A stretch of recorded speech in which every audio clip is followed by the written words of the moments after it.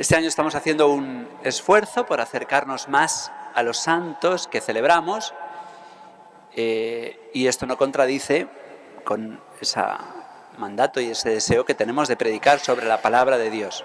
Pero estamos diciendo muchas veces estos días, y lo diremos hasta fin de año por lo menos, que Dios sigue hablando a través de la vida de los santos. Viendo la vida de los santos, estamos viendo cómo Dios habla, cómo habla Dios, haciendo, obrando, creando almas nuevas.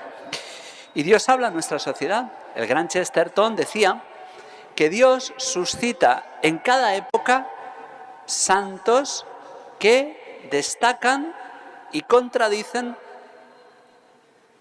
lo peor de esa época. En cada época Dios suscita a los santos que esa época necesita y contradice. Y Santa Teresa de Calcuta es una de estas santas que contradice la actual época que vivimos. Santa Teresa es una santa contemporánea. Muchos de nosotros la hemos visto en la televisión viva. Algunos, yo conozco gente que le ha dado la mano, ha estado en el seminario de Toledo, estuvo personalmente en el año 82, yo todavía no era seminarista, por supuesto, tenía 5 años, pero el seminario de Toledo estuvo allí hablando a los seminaristas. Conozco muchos seminaristas que la escucharon hablar, que la saludaron, que le dieron la mano. Esto es algo muy bonito, pensar que los santos no son personas del pasado, son personas que están en medio de nosotros, que Dios los suscita. Santa Teresa de Calcuta es una santa especialmente hoy querida y popular. Nació en lo que hoy es Macedonia del Norte, en Albania.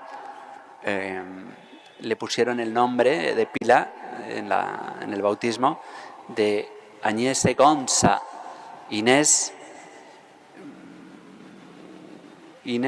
Capullo de Rosa, Inés Rosa Pequeña, ese era el nombre que ella tenía. Su padre era político, porque la política no tiene por qué manchar, aunque es peligrosa, y fue un político muy dedicado, hasta el punto de que tuvo una extraña muerte y muchos piensan que fue envenenado por sus adversarios políticos.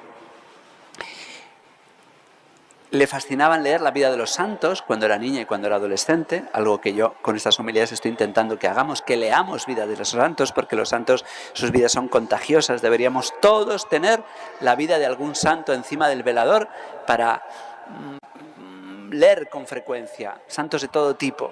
Hoy un varón, mañana una mujer, hoy un santo contemporáneo, mañana un santo más antiguo, santo casado, santo sacerdote, santa religiosa, santo que se dedica a la caridad, santo que se dedica a la predicación, santo mártir, santo apóstol, santo virgen, todo tipo de santos, porque nos hacen ver que santos ricos, santos pobres, santos reyes, santos plebeyos, porque nos hacen ver que en todos los estados de la vida y en todos los estratos se puede ser santo. Se puede ser santo siendo varón, siendo mujer, siendo rico, siendo pobre, siendo alto, siendo bajo, siendo guapo y siendo feo.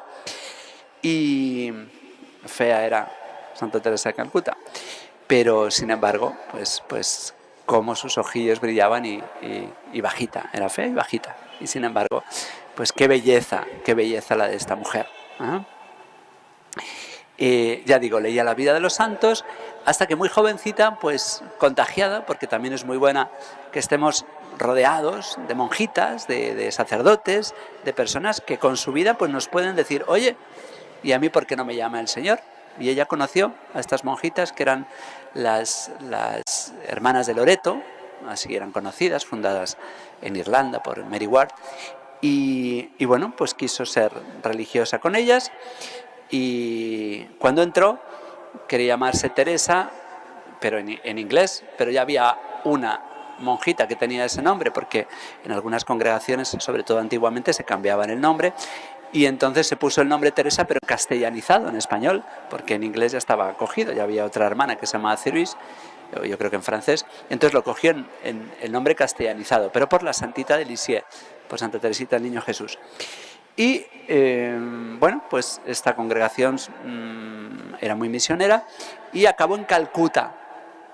Calcuta es una ciudad enorme, como todo es enorme en la India, y allí pues son esas ciudades tan inmensas, y estas religiosas se dedican pues a la enseñanza, a la educación de niñas, pero bueno, pues eran niñas que en medio de una gran pobreza eran niñas de familias pudientes, que eso muchas veces se critica y no hay por qué criticarlo. La Iglesia tiene la misión de educar a los pobres, pero también tiene la misión de educar a los ricos para que cuando lleguen a los estados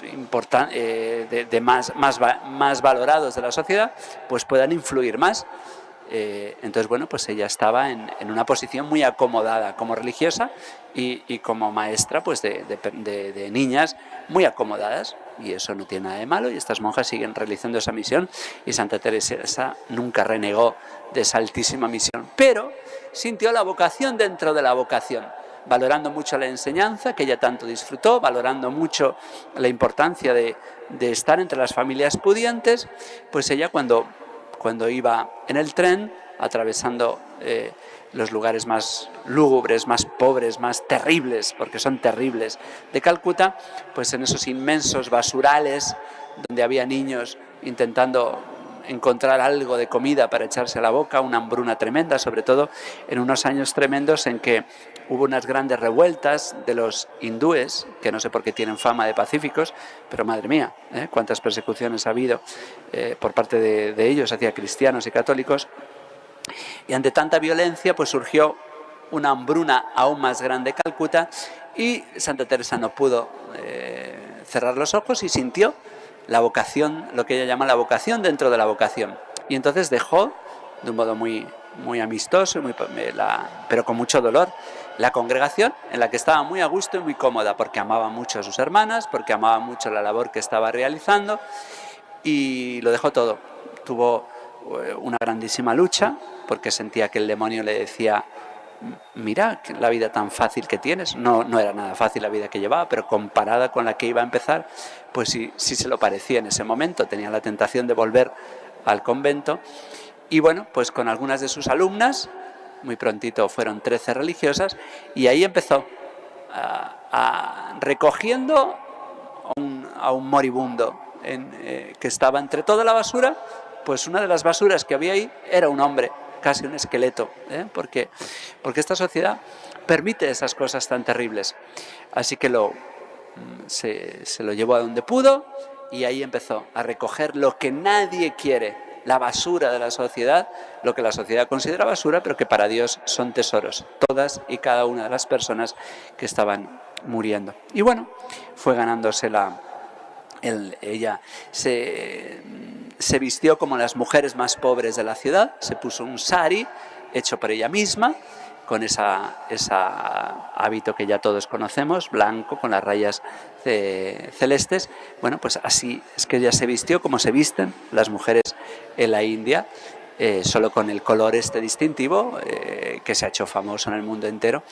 Y bueno, pues la congregación empezó a crecer, tanto que cuando murió, pues eran 4.000 monjas, 4.000 religiosas, sin contar con hubo también sacerdotes. Fundó una congregación contemplativa y una congregación masculina. Se expandió por 123 países y dejó 610 casas, de todo tipo.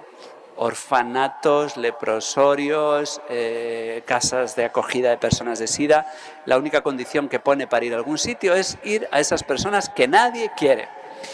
Y bueno, pues la labor que hizo fue impresionante hasta el año 1997, que con 87 años entregó su vida al Señor. Le habían dado el Premio Nobel de la Paz, un premio que ella no le dio mucha importancia, sino por el bien que podía hacer a los demás, porque ese premio hasta a Obama se lo han dado, o sea que tampoco significa gran cosa.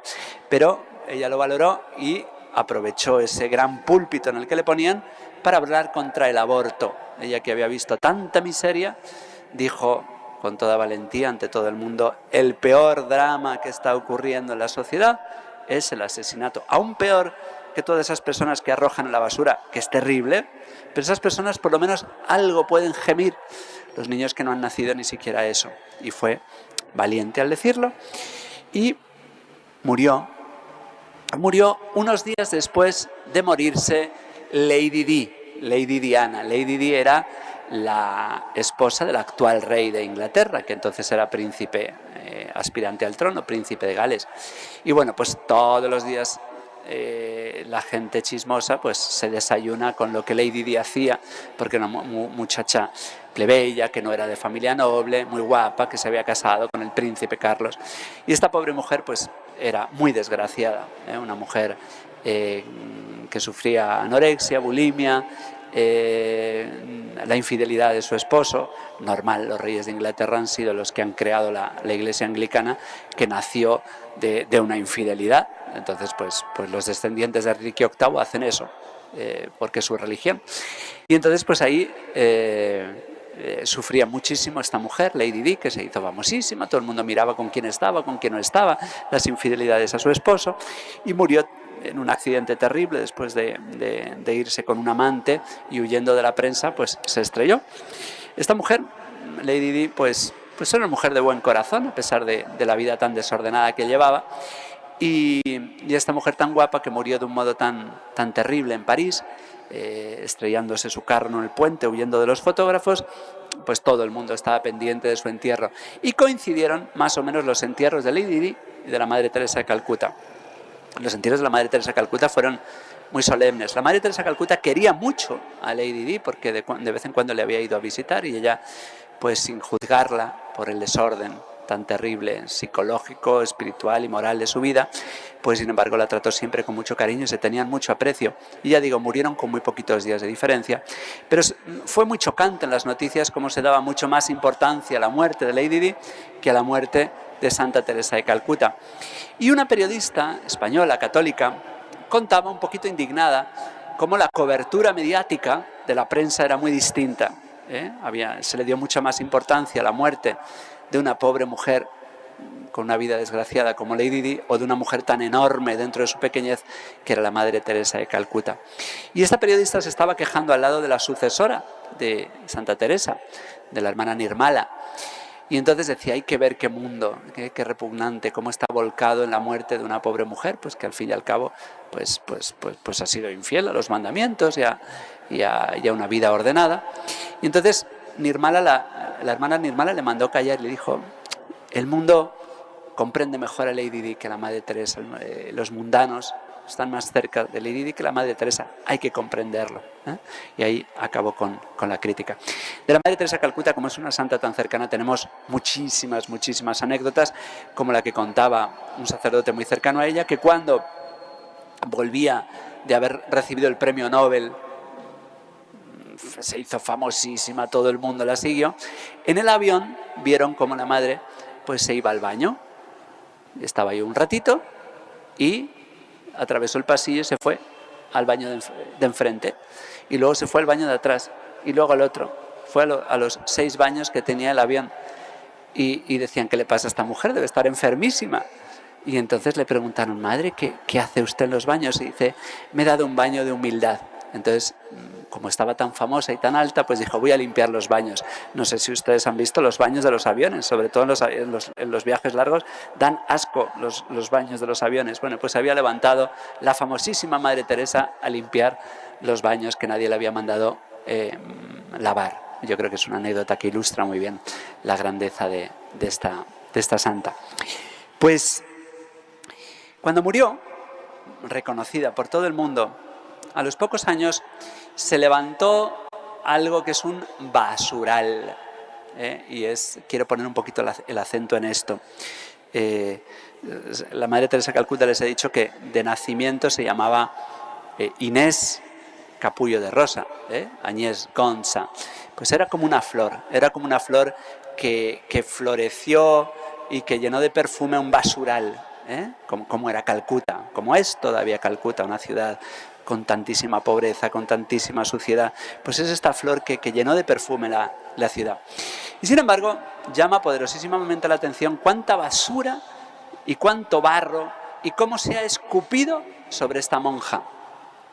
Si ustedes van a cualquier artículo periodístico, ustedes van a la Wikipedia y miran Madre Teresa de Calcuta, cuentan todo lo que les acabo de contar, más o menos, pero al final pone controversias o la otra cara de la Madre Teresa de Calcuta. Y entonces pueden ustedes dañarse viendo cuánta basura se puede levantar sobre una mujer tan limpia. Ya digo, para mí es como escupir sobre una niña. Pues porque se le empieza a decir, oh, sí, iba a los pobres, pero era una monja muy radical, le daba mucha importancia al aborto, y claro, pues el aborto, pues claro, ¿cómo vas a hacer nacer niños en la pobreza? No era buena esta mujer. Y además se le sigue echando basura. Recibía donativos de todo el mundo, también de los grandes dictadores corruptos. A veces en vida se lo habían dicho, decía, pero usted recibe dinero de todos, y dice, sí, son para los pobres, lo que me den yo lo gasto en los pobres, no me toca a mí juzgar a los que me dan dinero para mis pobres, no me piden nada a cambio, pero eso también los hipócritas de este mundo pues señalan a la Madre Teresa, porque algunos no pueden aguantar tanta belleza y tanta santidad. Y hay libros y artículos pues, que la acusan de no haber cuidado suficientemente a los enfermos, porque algunas veces han ido a sus hospitales y bueno, pues no estaban todos los medios que deberían de tener. Y hace falta ser canalla. La Madre Teresa hacía lo que podía, y aunque hizo hospitales maravillosos y ella misma se puso a estudiar enfermería, pues evidentemente a veces no tenía todo el dinero que ella quisiera tener, y a veces con los moribundos que nadie quería, que todos estos que la acusan y que la escupen y que la señalan no han movido un dedo por los demás, pues ella los recogía y lo único que podía hacer era ayudarlos a morir, y a veces se conformaba con que supieran que eran amados, con que tuvieran a alguien acariciándolo y diciéndole que Dios le amaba, y no podía hacer otra cosa. Pues esto hoy se le echa a la cara como si fuera una afrenta. Hay que ser canalla para esto. Bien, pues sí, esto nos demuestra que hay mucha hipocresía, que hay mucha basura moral en el mundo, y bueno, que ante el escándalo y la necedad de la cruz, porque Santa Teresa de Calcuta nunca se avergonzó de Cristo, también he llegado a leer que la Madre Teresa al final de su vida dijo que todo era mentira. Bueno, resulta que la Madre Teresa se ha descubierto que cuando murió, los sacerdotes que mejor la conocieron han publicado sus diarios, y resulta que la Madre Teresa fue sometida a una prueba durísima por parte de Dios. Vivió la noche oscura durante prácticamente 50 años. 50 años sin sentir a Dios. Ella, que no dejó nunca de sonreír, sabía que Dios estaba ante ella, pero no la sentía. Dios le hizo vivir esa noche oscura, que ha hecho vivir a los santos, que ha hecho vivir a la Virgen María.